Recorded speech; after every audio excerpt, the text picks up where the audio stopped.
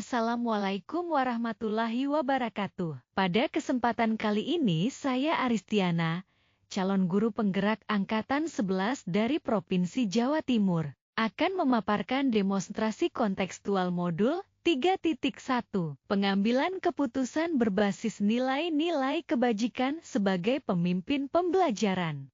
Kegiatan wawancara dengan kepala sekolah. Narasumber yang dipilih yang pertama, Bapak Aris Afandi, Kepala Sekolah Dasar Negeri Klitik 2. Narasumber yang dipilih yang kedua, Ibu Amin Setiorini, Kepala Sekolah Dasar Negeri Dempel 2.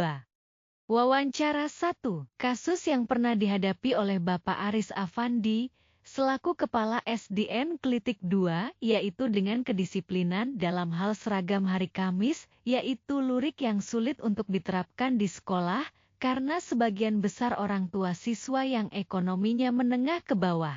Sehingga masih ada orang tua siswa yang kesulitan membeli seragam untuk anaknya. Di satu sisi ingin menerapkan disiplin seragam lurik pada hari Kamis, akan tetapi ada rasa kasihan kepada orang tua siswa yang belum bisa memenuhi kebutuhan seragam siswa sesuai dengan peraturan sekolah.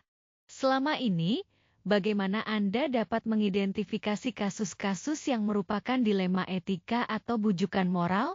Berdasarkan permasalahan yang pernah saya hadapi, terjadi dilema etika, yaitu dilihat dari permasalahan yang timbul, yaitu di satu sisi ingin menerapkan disiplin dalam berpakaian, tapi di sisi lain ada rasa kasihan terhadap orang tua siswa yang belum mampu untuk membeli seragam lurik yang sesuai dengan aturan sekolah. Dalam hal ini tidak ada bujukan moral karena tidak melanggar hukum, sehingga untuk mengidentifikasi permasalahan antara dilema etika atau bujukan moral perlu melihat tipe kasus dan pilihan solusi yang muncul. Selama ini, bagaimana Anda menjalankan pengambilan keputusan di sekolah Anda? Terutama untuk kasus-kasus di mana ada dua kepentingan yang sama-sama benar atau sama-sama mengandung nilai kebajikan. Dalam menjalankan pengambilan keputusan di sekolah yang saya pimpin, saya selalu berdiskusi dulu dengan semua guru, agar saya dapat pertimbangan dalam memutuskan suatu permasalahan. Langkah-langkah atau prosedur seperti apa yang biasa Anda lakukan selama ini? Dalam pengambilan keputusan ada langkah-langkah atau prosedur yang biasa saya jalankan, yaitu dengan bermusyawarah dengan semua dewan guru melalui rapat rutin bulanan, bermusyawarah dengan komite sekolah, bermusyawarah dengan orang tua murid, berkonsultasi dengan pengawas sekolah. Hal-hal apa saja yang selama ini Anda anggap efektif dalam pengambilan keputusan pada kasus-kasus dilema etika? Hal yang dianggap efektif dalam pengambilan keputusan adalah dengan melakukan musyawarah dengan semua stakeholder sekolah, yaitu dengan semua guru, komite sekolah, orang tua murid, serta dengan pengawas bina sekolah. Hal-hal apa saja yang selama ini merupakan tantangan dalam pengambilan keputusan pada kasus-kasus dilema etika? Yang menjadi tantangan dalam pengambilan keputusan perihal disiplin dalam berpakaian siswa, yaitu faktor ekonomi orang tua. Apakah Anda memiliki sebuah tata kala atau jadwal tertentu dalam sebuah penyelesaian kasus dilema etika? Apakah Anda langsung menyelesaikan di tempat, atau memiliki sebuah jadwal untuk menyelesaikannya? Bentuk atau prosedur seperti apa yang Anda jalankan? Tidak ada jadwal khusus dalam hal penyelesaian kasus dilema etika, karena ketika permasalahan itu muncul kita langsung melakukan musyawarah dengan seluruh komponen sekolah dan langsung bertindak untuk menyelesaikan permasalahan tersebut. Adakah seseorang atau faktor-faktor apa yang selama ini mempermudah atau membantu Anda dalam pengambilan keputusan dalam kasus-kasus dilema etika? Semua stakeholder sekolah, diantaranya dewan guru, komite sekolah, orang tua siswa, serta pengawas sekolah. Dari semua hal yang telah disampaikan, pembelajaran apa yang dapat Anda petik dari pengalaman Anda mengambil keputusan dilema etika? Pembelajaran yang dapat dipetik dari kegiatan wawancara ini, yaitu setiap pengambilan keputusan kita juga harus memperhatikan kondisi ekonomi orang tua siswa. Dalam pengambilan keputusan, saya juga perlu mempertimbangkan dasar-dasar seperti intuisi, pengalaman, fakta, wewenang, dan rasional. Kasus yang pernah dihadapi oleh Bu Amin Setiorini MPD. Sebagai Kepala SDN Dempel 2 adalah saat pengambilan keputusan mengenai nilai siswa yang harus di atas KKM pada saat pengisian rapot, agar menghindari siswa tidak naik, sementara pada kenyataannya nilai siswa berada di bawah KKM. 1. Selama ini, bagaimana Anda dapat mengidentifikasi kasus-kasus yang merupakan dilema etika atau bujukan moral? Berdasarkan kasus-kasus yang ditemui adanya dilema etika karena harus memutuskan di antara pilihan-pilihan yang sama-sama benar dan masuk akal sehingga untuk mengidentifikasi antara dilema etika dengan bujukan moral dapat dilihat dari alasan pembuatan keputusan. Jika ada alasan yang masuk akal dan dibenarkan maka masuk ke dalam dilema etika sedangkan jika alasannya tidak sesuai maka ini termasuk ke dalam bujukan moral.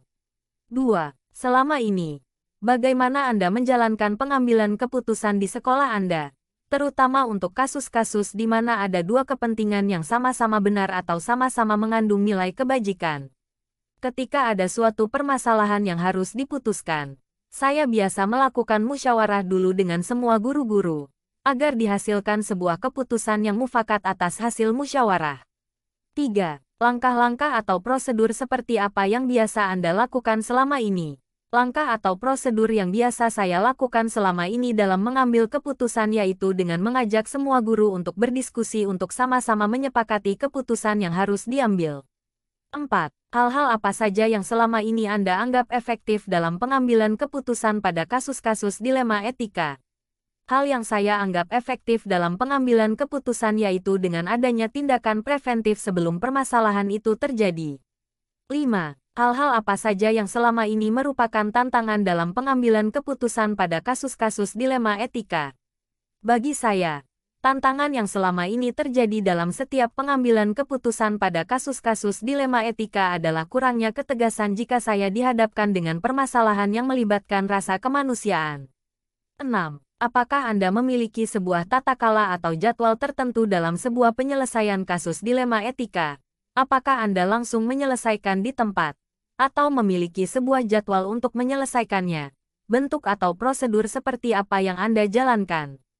Dalam penyelesaian permasalahan dilema etika tidak ada jadwal khusus karena dalam ketika permasalahan dilema etika itu terjadi, saya langsung menyelesaikannya dengan melakukan musyawarah dengan seluruh guru.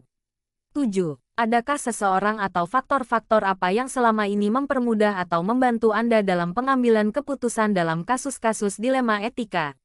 Tentu ada, yaitu semua guru yang selalu saya ajak untuk bermusyawarah ketika saya dihadapkan dengan kasus-kasus dilema etika, sehingga saya mendapatkan solusi terbaik untuk menyelesaikannya. 8. Dari semua hal yang telah disampaikan, pembelajaran apa yang dapat Anda petik dari pengalaman Anda mengambil keputusan dilema etika? Pengalaman yang saya ambil dari apa yang telah saya sampaikan pada kesempatan ini yaitu tidak semua yang kita anggap benar itu benar karena kita harus melihat dulu dari berbagai aspek. Analisis dan refleksi. Hal menarik yang muncul saat wawancara adalah kedua kepala sekolah yang saya wawancarai memiliki cara sendiri dalam menyelesaikan suatu permasalahan namun tetap berpijak pada nilai-nilai kebajikan. Kedua kepala sekolah tersebut sama-sama mengambil keputusan dengan paradigma rasa keadilan lawan rasa kasihan, dengan prinsip berpikir berbasis rasa peduli. Namun dalam pengambilan keputusan belum ada prosedur menggunakan 9 langkah pengambilan dan pengujian keputusan. Rencana ke depan, harus ada prosedur pengambilan dan pengujian keputusan, sehingga keputusan tersebut dapat diukur seberapa efektif hasil pengambilan keputusan tersebut dilihat dari faktor resiko atau dampaknya dari keputusan tersebut.